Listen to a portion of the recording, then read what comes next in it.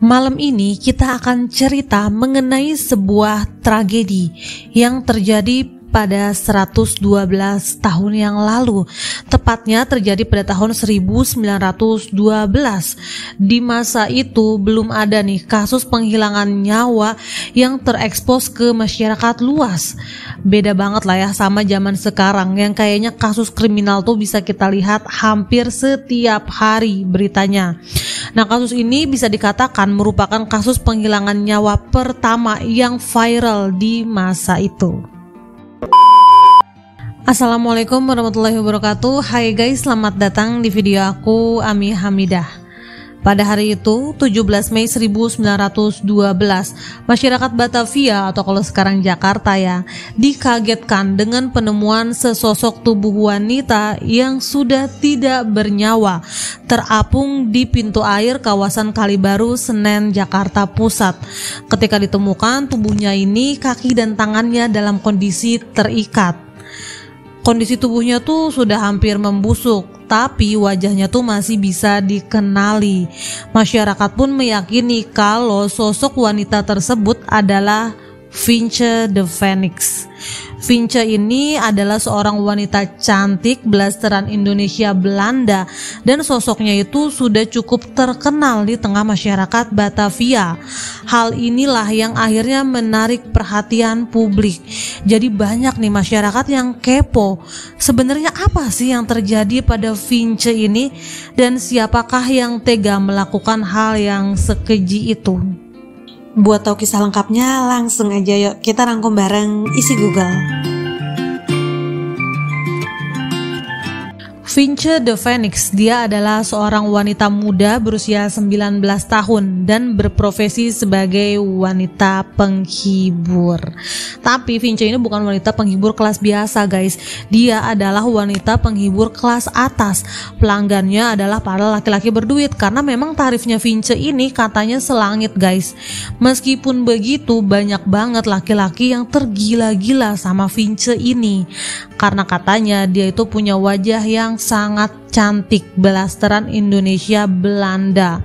Matanya hitam bulat, kulitnya katanya tuh mengkilap tapi nggak pucat, tubuhnya tinggi, ramping dan rambutnya hitam panjang. Sampai Finche ini dikatakan merupakan salah satu wanita penghibur paling tersohor di Batavia ketika itu. Finche ini bekerja pada sebuah rumah bordir milik seorang mucikari bernama Umar. Jadi guys, di zaman kolonial Belanda, praktik rumah bordir yang menjajakan jasa-jasa wanita penghibur tuh memang subur banget. Ya karena di masa itu banyak nih para serdadu Belanda yang tinggal jauh dari pasangannya. Jadi mereka tuh kesepian. Nah, ditambah kondisi masyarakat Indonesia ketika itu yang memang serba sulit. Jadi ibaratnya kayak gayung bersambut lah ya guys. Nah, Finche de Phoenix ini bisa dikatakan salah satu pegawainya Umar yang paling disayang karena dia ini kan mendatangkan para lelaki yang rela ibaratnya bayar dengan tarif yang sangat mahal. Tapi apa nih yang sebenarnya terjadi pada Finche ketika itu sampai akhirnya dia ini harus kehilangan nyawanya? Setelah kabar kematian Finche ini menyebar ke seluruh Batavia dan akhirnya menarik perhatian masyarakat luas, kepolisian yang ketika itu dipimpin oleh Komisaris Besar Rumpul langsunglah mereka ini bertindak untuk mengumpulkan saksi dan juga bukti. Orang pertama yang diperiksa tentu aja si pemilik rumah bordir yaitu Umar. Nah, dari kesaksian Umar ini akhirnya tersebutlah satu nama yang merupakan pelanggan tetapnya Finche dan bahkan dikatakan dia ini adalah orang yang terakhir menyewa jasanya Finche sebelum akhirnya dia itu menghilang. Dia adalah Gemser Brinkman. Pihak kepolisian sempat kaget nih ketika mendengar nama Brinkman karena ternyata Brinkman itu bukan orang biasa guys. Dia adalah salah satu orang penting di zaman kolonial Belanda karena dia adalah saudagar kaya di zaman kolonial yang dekat dengan pemerintahan Hindia Belanda. Bukan cuman itu, Brinkman juga merupakan anggota klub Society Concordia, yaitu merupakan sebuah klub khusus di zaman kolonial yang isinya tuh saudagar-saudagar kaya dari Eropa. Nah, di klub ini tuh isinya ya cuman mereka-mereka aja, orang-orang Eropa berpengaruh dan juga kayak nggak tersentuh gitu guys. Awalnya kepolisian tuh masih ragu ya untuk memanggil Brinkman, sampai akhirnya ada kesaksian dari pihak kedua, yaitu Rosnah yang merupakan teman satu provinsinya Vince yang juga bekerja di rumah bordir Umar. Nah, inilah gongnya ya guys. Jadi Rosnah ini mengaku kalau malam itu dia menyaksikan sendiri dengan kedua matanya sebuah kejadian yang sangat mengerikan. Rosnah ini mengintip dari balik dinding bambu dan dia tuh ngeliat kalau Vince sama Brinkman ini lagi bertengkar hebat. Nggak tahu nih apa yang mereka berantemin lah ibaratnya. Tapi tiba-tiba aja Brinkman ini mencekik lehernya Vince sampai akhirnya Vince ini udah nggak bergerak lagi. Nah, di situ Rosnah tuh bener-bener ketakutan banget sampai dia tuh nggak berani buat bilang ke siapapun mengenai kejadian hari itu. Nah, berdasarkan dari kesaksian dua orang yang dua-duanya udah merujuk pada satu orang yaitu Brinkman, akhirnya polisi pun memanggil dan memeriksa Brinkman. Bukan hal yang mudah ya ketika itu buat manggil orang berpengaruh kayak Brinkman ini buat mau diperiksa sama pihak kepolisian. Tapi karena memang kasusnya tuh udah viral banget ya di masa itu, ditambah komisaris Rumpul itu memang punya komitmen buat jadiin Batavia ini tempat yang aman buat semua orang. Sampai akhirnya berhasil lah si Brinkman ini dibawa ke proses persidangan.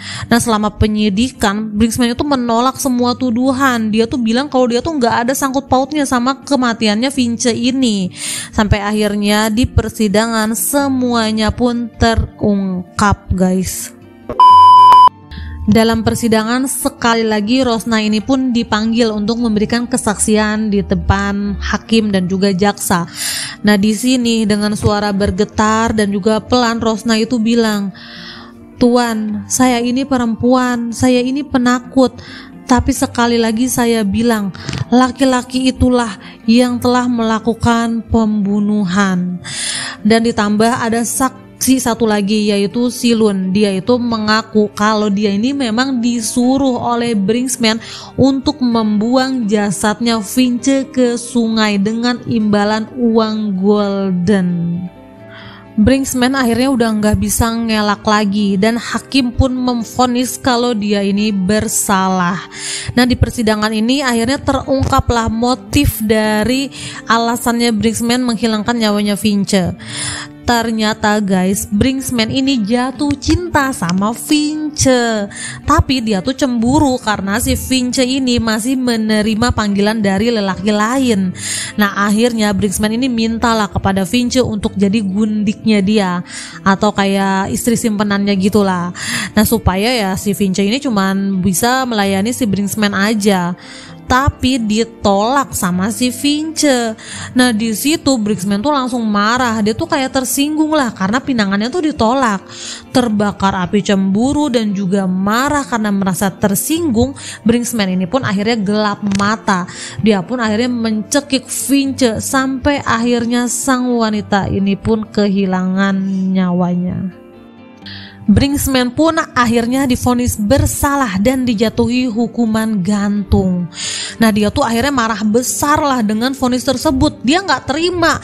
Katanya gimana bisa seorang Belanda kaya raya kayak saya harus memberikan nyawanya hanya untuk seorang pelacur. Tapi ya udah, dia udah dinyatakan bersalah guys. Dan hal yang gak terduga pun tiba-tiba aja terjadi. Nah, menjelang hari eksekusi, si Brinkman ini kedapatan sangat depresi guys. Bahkan dia itu sering menangis dan teriak histeris. Sampai akhirnya belum sampai nih waktu eksekusinya, Brinkman ini ditemukan sudah tidak bernyawa di kediamannya. Nah, diketahui kalau Brinkman ini mengakhiri hidupnya sendiri karena dia tuh merasa malu dan juga marah karena mendapatkan vonis tersebut. Gimana menurut kalian guys kisah ini? Kalau menurut aku nih ya guys, yang bikin miris dari kasus ini tuh ya, penduduk asli Indonesia yang sebenarnya ya tuan rumahnya, pemiliknya gitu ya dari negara ini, tapi di zaman kolonial jadi kaum yang paling rendah guys. Karena di zaman kolonial yang paling tinggi itu adalah Belanda Eropa, yang kedua adalah belasteran Indonesia Eropa, dan yang terakhir adalah pribumi. Sampai akhirnya si Brinksman ini kan dia tuh marah besarnya, kayak ngerasa nggak terima dia yang seorang kayak paling tinggi kastanya tapi harus dapat hukuman mati karena membunuh orang yang menurut dia tuh lebih rendah kan. Ya semoga di zaman sekarang udah nggak ada lagi ya guys yang kayak begitu. Ya sekian kisah kita malam ini, semoga ada manfaat yang bisa diambil. Jangan lupa ya untuk subscribe channel ini supaya bisa terus berkembang. Sampai ketemu di video aku selanjutnya dan bye bye.